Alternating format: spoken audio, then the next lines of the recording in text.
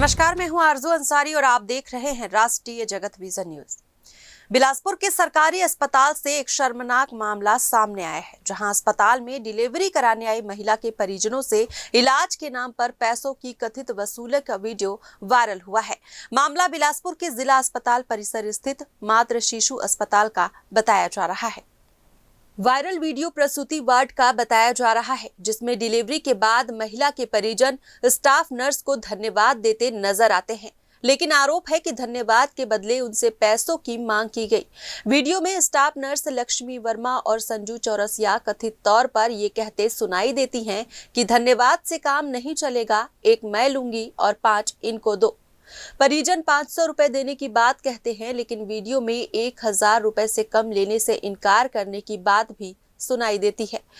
Video में यहाँ तक कहते सुनाई देता है कि ये सरकारी अस्पताल है भैया, यहाँ एक ग्लव्स भी नहीं है, सब चीजों का पैसा लगता है, 1 से कम नहीं लूंगी।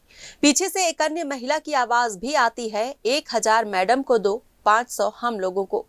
यही नहीं, आरोप है कि उसी परिवार से एडमिशन फॉर्म भरने के नाम पर 100 रुपए भी मांगे गए।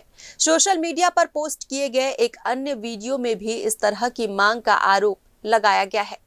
सबसे बड़ी बात यह है कि जिस प्रसूति कक्ष से ये वीडियो जुड़ा बताया जा रहा है, उसके बाहर साफ तौर पर सूचना पट लगा है, जिसमें लिखा है कि यदि कोई कर्मचारी पैसे मांगे तो आरएमओ या सिविल सर्जन से शिकायत करें।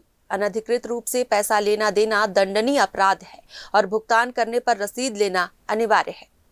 मामले के सामने आते ही अस्पताल प्रबंधन में हड़कंप मच गया। Civil surgeon doctor Anil Gupta ने पहले दोनों नर्सों को लेबर ओटी से हटाया और बाद में कलेक्टर की फटकार के बाद स्टाफ नर्स लक्ष्मी वर्मा और संजू चौरसिया को निलंबित कर दिया गया। पूरे मामले की जांच के लिए 3 सदस्यीय समिति गठित की गई है, जिसमें डॉक्टर प्रतीक प्रधान, डॉक्टर ममता सलूजा और डॉक्टर नवीन साव शामिल हैं। टीम जांच कर अपनी रिपोर्ट सौंपेगी, जिसके आधार पर आगे की कार्रवाई होगी।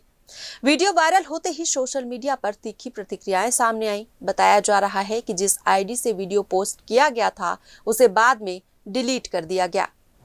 अब बड़ा सवाल ये है कि अगर सरकारी अस्पताल में भी मरीजों से इस तरह पैसे मांगे जाएंगे तो आम आदमी आखिर भरोसा किस पर करे।